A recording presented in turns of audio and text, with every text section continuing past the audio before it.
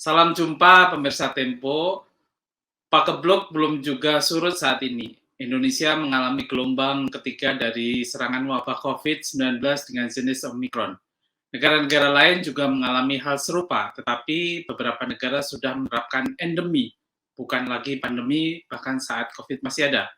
Pemerintah Indonesia dengan segala pertimbangannya masih menerapkan kondisi pandemi karena berbagai alasan. Salah satunya adalah target vaksinasi 208 juta warga yang baru tercapai 128 juta orang. Dalam kondisi pandemi, kita melihat aktivitas tidak berhenti dan dinamika mobilitas masyarakat tetap terjadi. Mesin ekonomi memang harus terus berdetak. Sektor transportasi dan logistik yang terimpit beban berat selama pandemi juga harus bangkit lagi. Bagaimana pemerintah dalam hal ini Kementerian Perhubungan berupaya keras turut serta menangani COVID-19 dan juga upaya memulihkan ekonomi nasional? Bagaimana pula dinamika mobilitas dalam kota dan luar kota serta antar negara? Seberapa berat beban transportasi umum dan logistik saat pandemi dan bagaimana pula mereka meringankan ekonomi Indonesia? Bersama saya, Burhan Solihin, dalam program Kabar Pandemi, Geliat Sektor Transportasi Umum dan Logistik selama pandemi. Program ini bisa Anda saksikan di kanal YouTube TV Tempo dan saluran digital TV Tempo lainnya. Telah bergabung dengan kita Bapak Budi Karya Sumadi, Menteri Perhubungan Republik Indonesia. Terima kasih telah bergabung dengan kami dalam Kabar Pandemi. Baik, langsung saja kita mulai diskusi dengan Bapak Budi. Halo Mas Burhan. Halo Pak, selamat pagi Pak. Pagi, salam sehat. Oke, salam sehat Pak. Terima kasih telah bergabung dalam diskusi Kabar Pandemi kali ini Pak. Kita akan bertanya-tanya tentang apa saja yang sudah dilakukan pemerintah untuk memulihkan ekonomi khususnya di sektor transportasi umum dan logistik. Kita tahu Pak Budi, transportasi dan logistik ini adalah urat nadi ekonomi. Nah, apa saja yang sudah dilakukan Bapak sebagai Menteri Perhubungan untuk mengawal sektor transportasi dan logistik ini agar ekonomi tetap bergerak di masa pandemi ini, Pak? Ya, Mas Burhan. Jadi saya sebelumnya menjelaskan payung dari koordinasi berkaitan dengan pandemi COVID. Jadi Bapak Presiden itu setiap minggu bisa dikatakan selalu mengadakan rapat koordinasi. Dan itu pun juga didahului dengan kegiatan kami rakor ya, kadang dengan Menko Marinvest, Menko Perekonomian. Intinya spirit daripada bagaimana mengatasi pandemi ini adalah satu, kita harus take care berkaitan dengan COVID agar penularan COVID ini tidak menjadi-jadi, tetapi kegiatan ekonomi harus tetap dilakukan dengan melakukan berbagai relaksasi. Dan tampaknya apa yang digadang oleh Bapak Presiden sejak awal, saya ingat pada saat itu kita memang melakukan pengetatan, tapi kami diskusi tentang bagaimana angkutan udara itu tetap berjalan. Nah, dari situ, dari payung itu, kami punya narasi yang sama dengan apa yang digariskan oleh Pak Presiden. Kami melakukan koordinasi intens dengan tentu dengan Menko kami, Pak Luhut. Kami juga melakukan koordinasi intensif dengan Satgas COVID dan juga melakukan intensif dengan Mendagri, karena segala keputusan daripada apa yang akan kita ambil, kita rapatkan secara intensif. Lalu Satgas COVID dan Kemendagri mengeluarkan peraturan. Lalu kami selaku leading sektor di transportasi membuat aturan.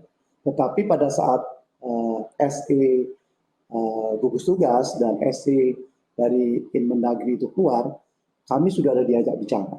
Jadi runtut daripada alur berpikir dari Pak Presiden, Menko, lalu Satgas, lalu Mendagri dan kami ini selalu runtuh.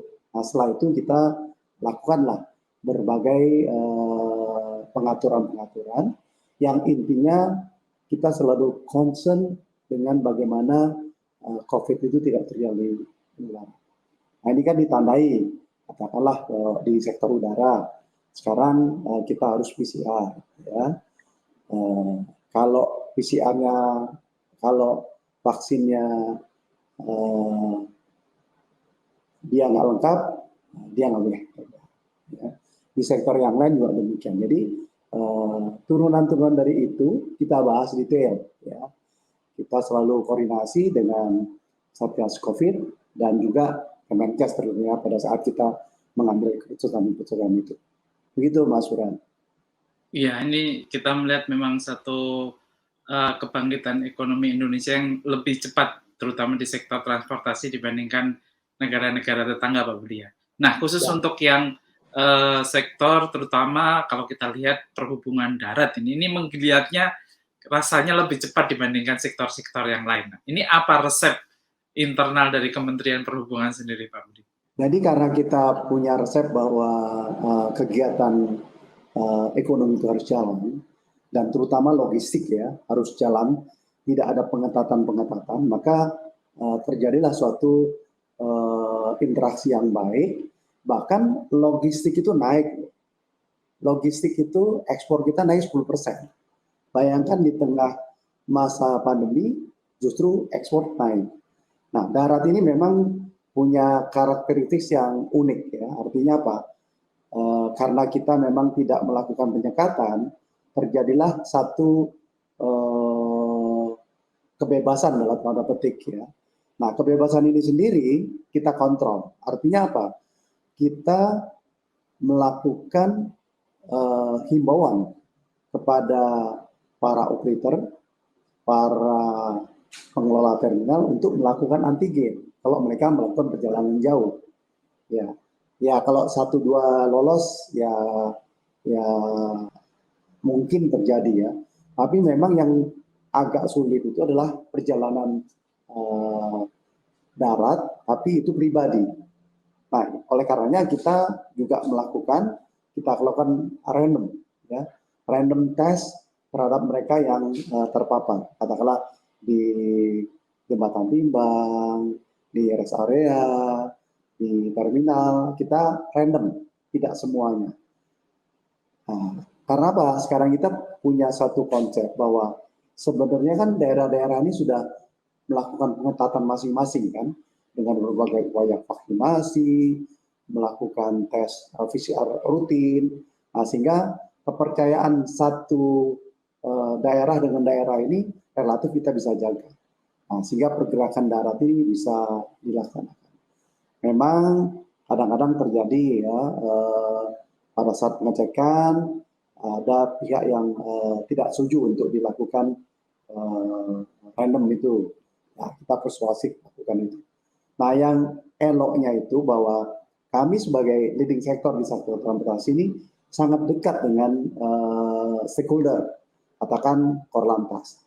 Secara reguler kita rapatkan bagaimana SE gugus tugas, bagaimana SE dari Inban Negeri, ini kita aplikasikan di lapangan dengan Dishub daerah, ya, dengan Kementerian Kemenkes, ya, dengan kementerian-kementerian yang lain berkaitan dengan operasionalisasi daripada pergerakan. Kita koordinasi. Jadi singkat cerita, yang namanya Vicon itu udah nggak kehitung. Kadang-kadang kita minggu malam pun kita lakukan.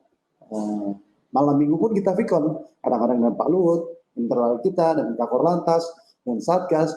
Tapi saya pikir ini menggembirakan. Artinya di tengah kita work from home, kita ada aktivitas yang mengasihkan menurut saya ya. Saya lihat tim saya,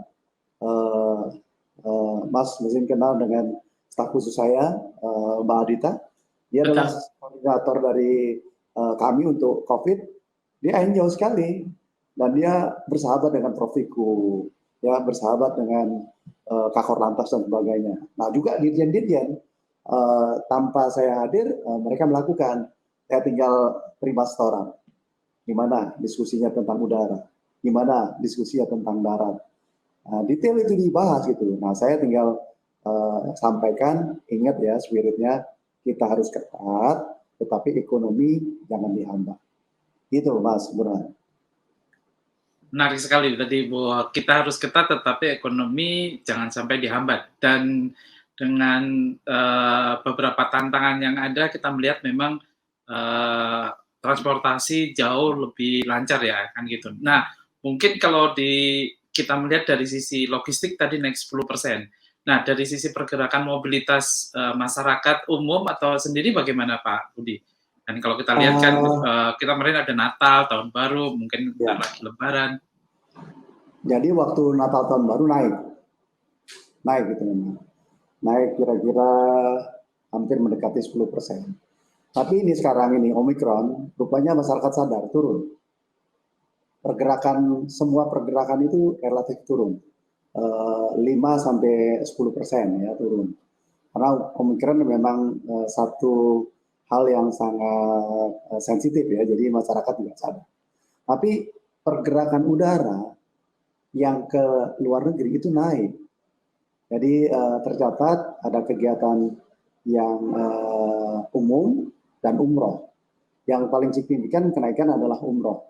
Jadi sekarang ini pergerakan udara itu 3.000 sampai 4.000 passenger yang keluar dan masuk ke Indonesia. Nah ini yang mesti kita jaga supaya mereka juga tetap taat azas ya berkaitan dengan upaya menjaga penularan COVID ini. Nah tadi mungkin boleh disebutkan apa ya alasan terjadi peningkatan terutama di bidang transportasi angkutan logistik Pak ya, kan dibandingkan yang lain ini malah justru tumbuh 10%. Jadi satu ya permintaan dari makanan dan barang-barang tertentu untuk negara-negara tertentu itu tinggi. Ya. Di negara-negara Amerika, Eropa, mereka itu dalam pergerakan kapal, mereka konservatif. Bahkan mereka mengandangkan kapal-kapalnya. Nah, terjadilah permintaan itu ke negara-negara lain, termasuk Indonesia. Indonesia relatif konservatif dalam menangani COVID, tapi ekonomi kita tidak konservatif. Nah, oleh karenanya itu terjadi suatu kenaikan gitu. Permintaan itu baik ke Cina, ke Jepang, ke Korea, ke Timur Tengah, kita relatif open. Kapal-kapal kita tetap berjalan. Jadi terjadilah kenaikan. Belum lagi di dalam biasanya kan macet. Nah, sekarang angkutan darat kan bagus. Tidak ada angkutan-angkutan yang lain yang menjadi kompetisi dari logistik ini. Jadi ini blessing juga ya. Nah, apa yang terjadi ini adalah satu balancing daripada apa yang kita alami tentang COVID. Ekonomi kita bergerak, pertumbuhan kita baik, bahkan pajak meningkat. Ini tidak ada secara tidak langsung ada kontribusi dari Kementerian Perhubungan yang membuat logistiknya bagus sehingga pajak, biaya cukai dan sebagainya meningkat juga gitu. Jadi kita itu satu sama lain menteri begitu cair menyampaikan persoalan-persoalan. Pak Menko kadang-kadang Bu Menteri Keuangan menyampaikan sesuatu, kami cepat merespon ya dengan apa yang terjadi di masyarakat sehingga logistik ini blessing. Dan Mas Burhan, kita menemukan format ya. Di tengah-tengah COVID itu kan menemukan format bahwa komunikasi itu bisa mudah dilakukan. Dengan seperti ini kan, saya nggak perlu ke Tempo, ya, atau Mas ke sini, ya kan, gampang sekali. Nah juga begitu. Satu kali saya butuh dengan Menteri Luar Negeri, saya langsung recon dengan eselon 1, dengan katakanlah Satgas COVID atau Kakor Lantas, kita langsung lakukan aja bilateral tanpa kita harus lakukan. Nah, format ini saya pikir kami akan lakukan secara intensif untuk menjadikan suatu model bagi tidak saja berkaitan dengan COVID, tapi juga berkaitan dengan kegiatan-kegiatan perhubungan yang memang syarat dengan komunikasi. terutama dengan daerah-daerah. Kalau dulu kan jarang kita ngumpulin seluruh Indonesia. Repot kan? Nah, karena kan kita udah biasa sekarang. Saya ngomong hari ini hari Jumat. Hari Minggu saya minta teman-teman seluruh yang di sektor laut harus kumpul. Saya akan ngomong tentang COVID, bagaimana mengatasi COVID di pelabuhan-pelabuhan. Karena ada masalah juga kan, pemerintah daerah katakanlah menutup daerah, nggak boleh masuk gitu. Mereka lupa, sebenarnya mereka harus kerja. Kerjanya apa? Kerja menangkal COVID. Tapi kapal datang harus disiapkan gitu. Kemarin saya dapat dari satu bupati di Papua. Nanti saya akan telepon sama mereka. Karena Kementerian Perhubungan tidak pernah menghambat perjalanan dari dan ke luar negeri. Yang kita lakukan adalah bagaimana melakukan mitigasi, ya, melakukan satu proteksi agar COVID ini tidak berjalan. Jadi kalau mereka COVID, ya udah penalti. Siapapun itu pejabatnya nggak boleh terbang. Nah, itu yang akan kita sadarkan kepada teman-teman di daerah. Ya. Kadang-kadang teman daerah cuma marah aja, wah kok omikronnya naik nih. Ini gara-gara kapal nih. Kapal yang lain dong. Kita harus kerja juga berkaitan dengan COVID. Tapi saya pikir spirit yang dicetuskan oleh Pak Presiden ini bagus sekali. Karena saya sempat bertanya-tanya, ini COVID kok ekonomi digenjot, gimana ini? Ternyata benar kan? Karena kalau semuanya ekonomi tidak berjalan, orang tidak bisa bekerja, mereka terkena COVID, masalahnya akan lebih besar. Jadi ini satu policy yang baik. Saya minggu kemarin baru disampaikan oleh Pak Presiden, 2 yang harus dilakukan dalam menghadapi pandemi ini. 1, cepatlah lakukan pekerjaan konstruksi. Yang kedua, lakukan pemberdayaan masyarakat. Apa hubungannya dengan COVID? Kan di masyarakat perkotaan ini kan mereka bertumpu pada pekerjaan konstruksi. Pekerjaan-pekerjaan di lapangan. Nah, kalau APBN, event itu sebagai stimulus, kita lakukan, mereka sudah sakit, nggak kerja lagi. Nah, oleh karena Pak Presiden langsung telepon ke saya. Pak Menteri, tolong pekerjaan segera dikerjakan, pemberdayaan segera dilakukan, karena kita concern dengan COVID, mereka bisa tetap bekerja, ekonomi tetap jalan, dan pertumbuhan bisa kita maintain dengan baik. Itu Mas Bro. Luar biasa. Jadi memang kita menghadapi new normal, dan dengan new normal ini ada beberapa blessing in disguise, berkah-berkah baru yang kita alami di dalam new normal ini. Terima kasih atas jawabannya Pak Budi. Tahan sebentar. Pemirsa, kita akan membahas lebih dalam setelah jeda yang berikut ini.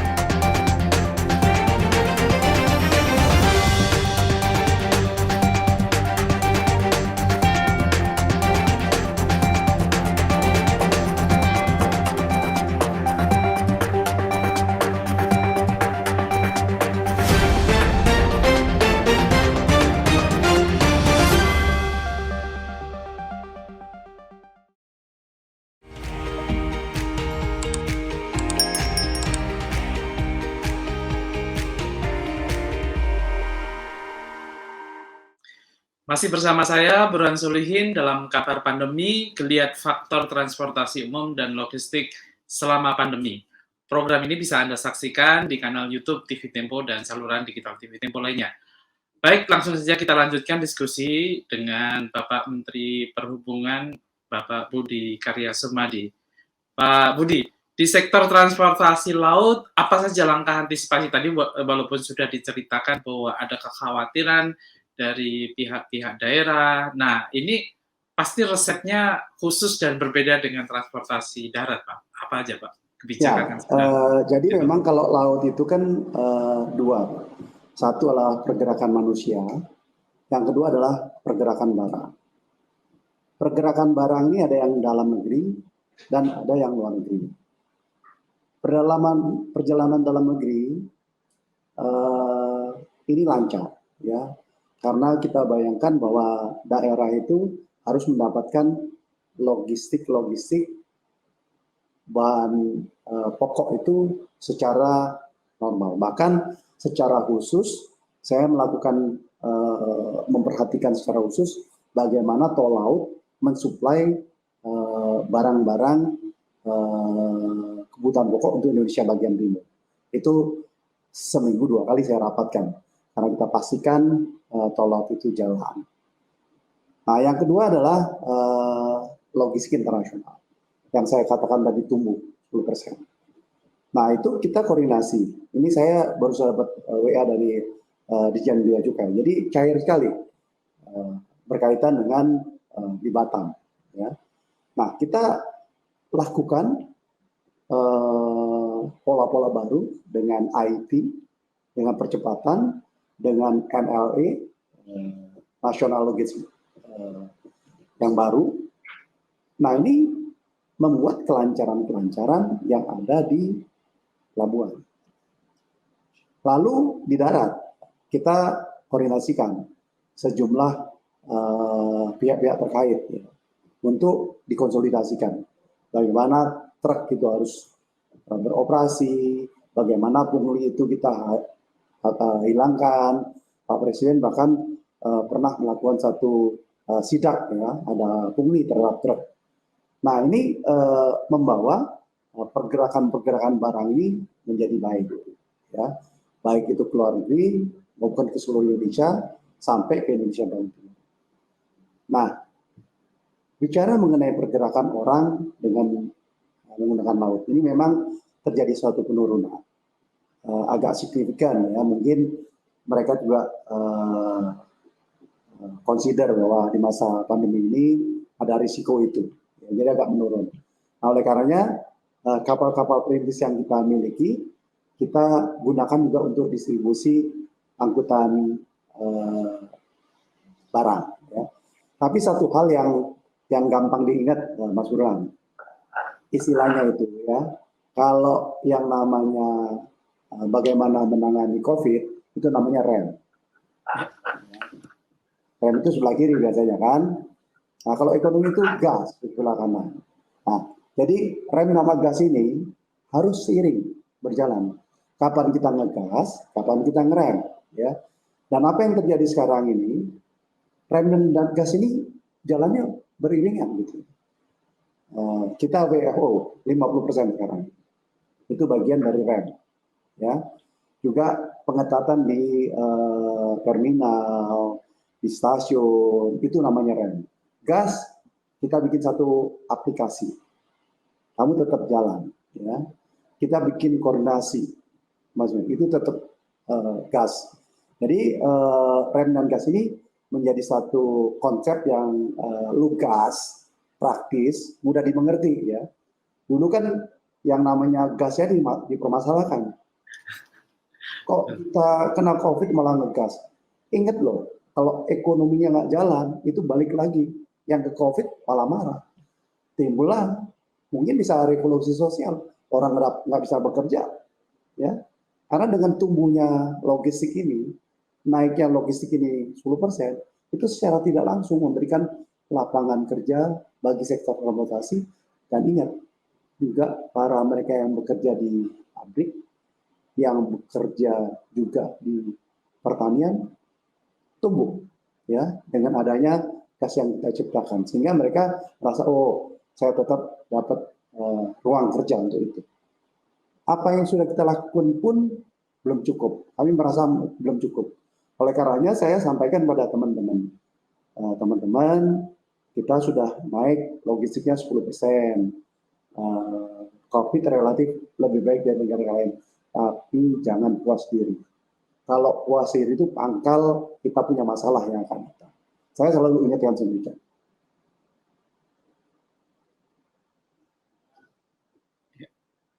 Pak Budi. Ya. Nah, itu tadi sudah disampaikan tentang sektor perhubungan laut. Nah, soal sektor perkereta-apian nih Pak Budi, kan ini sempat lesu beberapa waktu lalu 2 tahun ya, selama pandemi. Nah, ini apa yang dilakukan untuk membangkitkan kembali Pak Budi? Ya, memang kereta api ini tetap menjadi satu moda angkutan favorit sebenarnya ya, untuk kalangan menengah dan semua lapisan untuk yang di Jakarta. Jadi saya bagi kereta perkotaan dan kereta antar kota. Kalau kereta perkotaan, kami intensif sekali mengontrol kapasitas daripada pergerakan di dalam kota. Yang paling masif di 3 tempat, di Jabodetabek, Jogja, Solo, sama Surabaya. Artinya apa? Dari minggu ke minggu, kita menentukan okupansi persentase yang boleh dilakukan. Katakan sekarang, kita baru yang LRT baru bisa 48% atau 50%. Belum boleh ke 60% atau 70%. Pada saat COVID bulan Juni yang lalu, kita sampai ke 30%. Artinya dari kapasitas yang biasa, kita lakukan itu. Di samping, kami minta kepada PT KAI untuk mengontrol bahwa penumpang-penumpang yang melakukan perjalanan harus menggunakan peduli lindungi. Itu pun sebenarnya tidak cukup ya. Kita juga melakukan random antigen terhadap mereka yang melakukan perjalanan. Nah ini alhamdulillah jalan, sekarang ini 50% ya. Kalaupun 5% Mas Burhan, itu kita 1 tahun yang bergerak di Jabodetabek ini kurang lebih 1,2 juta. Jadi ada 600.000 orang yang bergerak. Jadi, sorry, 1 hari itu 1,2 juta. Jadi 1 hari itu ada 600.000 orang yang menggunakan kereta api. Masih kita izinkan sekarang. Ya tentu di sana ada rule ya, ada peraturan, nggak boleh makan, jaga jarak, terus pakai masker, bahkan diminta maskernya double dan sebagainya. Jadi LRT ini proven kita kontrol. KRL, ya, KRL itu kita kontrol. Begitu juga yang Jogja Solo kan bagus itu. Pernah nggak dari Jogja Solo? Keren loh Pak. Karena ada KRL di Jogja Solo itu. Dan tarifnya murah itu, cuma 8.000 tuh. Ya. Terus yang di Surabaya juga gitu. Nah, yang antar kota ini juga favorit. Jadi orang sekarang punya pilihan. Mereka mau ke Solo, ke Jogja, ke Semarang, bahkan Surabaya. Aku naik kereta api aja deh. Kalau perjalanan tuh hitung-hitung nggak mesti keluar biaya penginapan, tidurnya di kereta api. Jadi favorit ya. Bahkan di kereta api yang VVIP itu yang duduknya sendiri-sendiri, kayak di kereta di pesawat di first class ya, itu kira-kira tarifnya 900 sampai 1 juta ke Jogja. Banyak yang melakukan itu. Ya dia melakukan perjalanan, tidur, berkegiatan di Jakarta, habis itu sore balik lagi Jogja. Jadi tidurnya di kereta api. Dan ini menjadi satu lifestyle baru ya. Jadi kereta api juga menjadi favorit. Walaupun 2 tahun terakhir ini suffer, ada pengurangan yang signifikan. Tapi tahun ini sudah mulai. Insya Allah pertumbuhan penumpangnya sudah lebih baik. Kalau dari sisi optimalisasi kereta untuk penggunaan tadi transportasi logistik bagaimana Pak Budi? Kan tadi disampaikan bahwa Ya, logistik meningkat. logistik bagus, sudah mulai kita upayakan. Jadi katakan dari Surabaya, dari Bandung, dari tempat-tempat yang memang kotanya relatif besar kita lakukan. Tapi memang belum terlalu kompetitif. Ada dua hal yang membuat kereta logistik ini belum baik. Ya, satu, dia tidak bisa point to point. Ya, katakanlah mereka dari Surabaya. Surabaya dari Sidoarjo, kan mesti naik truk. Ya. Dia sampai Jakarta. Jakarta dia mau ke BSD, mesti pakai truk. Jadi tidak point to point. Yang kedua, mereka masih pakai bahan bakar yang relatif lebih mahal dari truk. Jadi dua hal itu yang mesti kita pikirkan. Tapi mungkin untuk kegiatan-kegiatan yang masif seperti katakanlah untuk semen, ya, untuk beras, yang memang kita bisa pull di masing-masing stasiun, itu kita bisa laksanakan. Bahkan saya akan lakukan intensifikasi logistik kereta api Jakarta Surabaya, ke Bandung, ke Jogja, ke Semarang, bahkan Patimban nanti akan ada jalur kereta api langsung ke stasiun. Desain daripada Patimban sudah menyiapkan supply dari kereta api, sehingga ini lebih eco-friendly, ya, juga tidak menimbulkan kemacetan karena ini bisa kita lakukan pada malam hari. Jadi benar, logistik kereta api akan menjadi masa depan bisnis dari kereta api. Sebagai contoh, di Sumatera Selatan.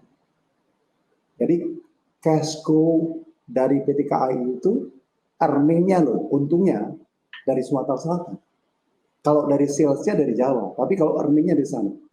Kita lagi merintis Makassar Pari-Pari. Ya.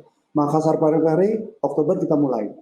Di sana bisa mengangkut orang, tapi bisa mengangkut batu bara, bisa mengangkut semen. Nah, itu juga cash flow daripada PT KAI atau komunitas kereta api, karena angkutan barang itu jauh lebih menguntungkan dari angkutan manusia. Nah, oleh karenanya saya minta kepada PT Kereta Api melakukan cross subsidi antara angkutan barang dengan angkutan orang. Karena angkutan barang itu mendapatkan earning yang jauh lebih bagus dibanding dengan angkutan orang.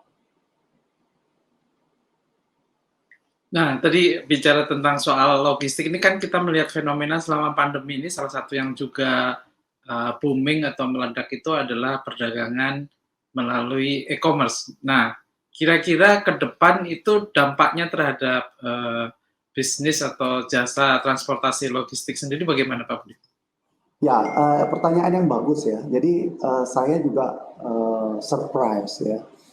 Jadi udara itu, angkutan udara itu sekarang itu ditopang oleh kargo. Mau Garuda, mau Batik, Citylink, ya, lain sebagainya. Kargo menjadi satu angkutan yang menguntungkan. Apalagi dengan ada e-commerce. E-commerce itu barangnya kecil kan? Barangnya kecil segini, ngirim katakanlah 20.000, ya kan? Kalau orang kan sebesar ini dan mesti ada tempat duduk, ya kan?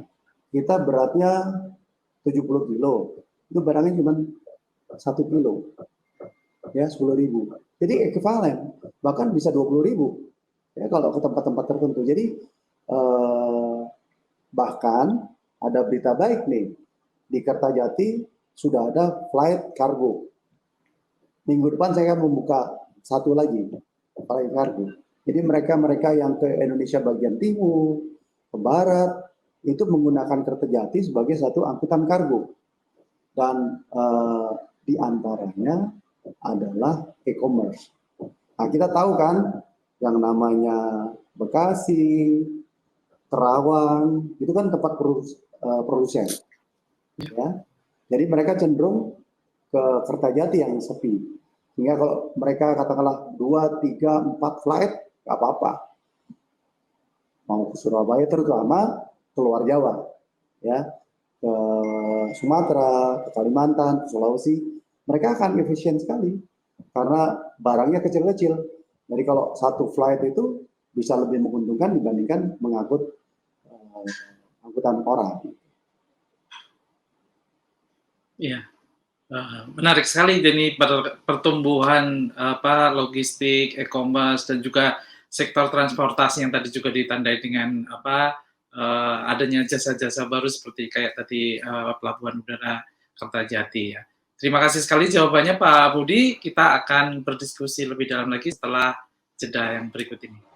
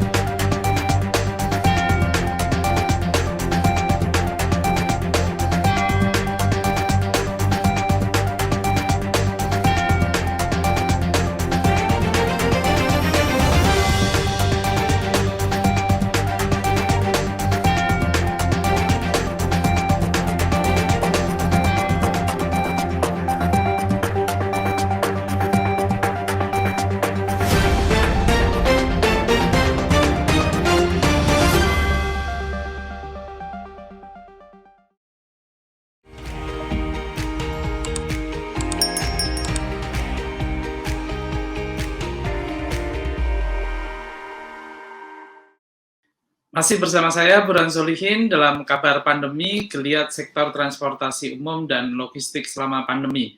Program ini bisa Anda saksikan di kanal YouTube TV Tempo dan saluran digital TV Tempo lainnya. Sudah sangat jelas tadi bahwa selama pandemi, sektor transportasi dan perhubungan yang dikomandani Bapak Budi ini ternyata tumbuh luar biasa dan menjadi salah satu urat nadi yang menopang ekonomi. Nah, untuk penutup diskusi ini, kami ingin meminta Pak Budi untuk menyampaikan closing statement. Ya, Mas Burhan, saya pikir saya terima kasih Tempo memberikan kesempatan saya bicara supaya gamblang. Sebenarnya apa yang kita lakukan banyak sekali ya, karena ada sektor udara, laut, kereta api, dan darat. Dan semuanya ini kita lakukan dengan sistematis, bukan autopilot. Artinya apa yang kita lakukan, melakukan rem dan melakukan gas ini, memang kita secara sistematis kita desain. Ya, kita desain, kita koordinasikan, kita aplikasikan, sehingga tumbuh dengan baik. Nah, memang hal ini memang tidak bisa terlaksana dengan baik tanpa kolaborasi. Katakan kalau kita ngomong sektor logistik laut, itu fine, itu berjalan baik. Karena apa? Karena memang semua bersemangat untuk membentuk yang namanya satu upaya pertumbuhan ekonomi. Nah, ekspor itu adalah salah satu unsur yang melibatkan ekonomi. Tetapi memang stakeholder di daerah terutama persepsi atau pemikiran tentang gas and rem ini belum terlalu menjadi bagian keseharian mereka. Nah, oleh karenanya melalui kesempatan ini saya minta bantuan dari Tempo untuk menyampaikan bahwa konsep rem dan gas ini excellent, bagus. dan applicable. Dan sudah dibuktikan Indonesia adalah satu negara yang terbaik mengelola COVID. Ya, ekonominya tumbuh, COVID-nya relatif lebih kecil dari negara lain. Walaupun dengan negara Eropa pun, ya, Amerika dan sebagainya. Jadi ini sudah proven, ya. Nah, makanya kita harus ngomong dengan teman-teman di daerah. Jangan terlalu anti, ya. Tapi kita harus kerja, ya. Kalau ada kapal, ada 5, ya jangan disuruh jadi 3 dong. Berkah untuk satu daerah itu kalau ada 5 kapal, berarti perekonomian bisa jalan, orang-orang bisa melakukan perjalanan. Nah, tapi bedanya mereka harus melakukan pengetatan di pelabuhan. Minta kepada operator untuk melakukan itu. Tapi anyway, sejauh ini koordinasi kami dengan para stakeholder bagus. Dan sekali lagi saya terima kasih dengan Tempo yang memberikan kesempatan kami untuk menjelaskan secara gamblang apa yang menjadi konsep tentang upaya pemerintah dalam menghadapi COVID, yaitu rem dan gas. Jalan bersama-sama. Terima kasih Tempo, terima kasih Mas Burhan. Semoga ini bermanfaat untuk bangsa. Terima kasih Pak Budi, kami mengucapkan banyak terima kasih atas kesediaannya dan waktunya sudah bergabung bersama kami di Kabar Pandemi ini. Mudah-mudahan sektor transportasi akan terus tumbuh dan bisa menopang ekonomi Indonesia. Dan sampai di sini para pemirsa, kami temani Anda dalam Kabar Pandemi. Akhir kata, saya Burhan Solihin beserta seluruh kerabat kru yang bertugas pamit mundur dan sampai jumpa. Salam sehat. Salam sehat.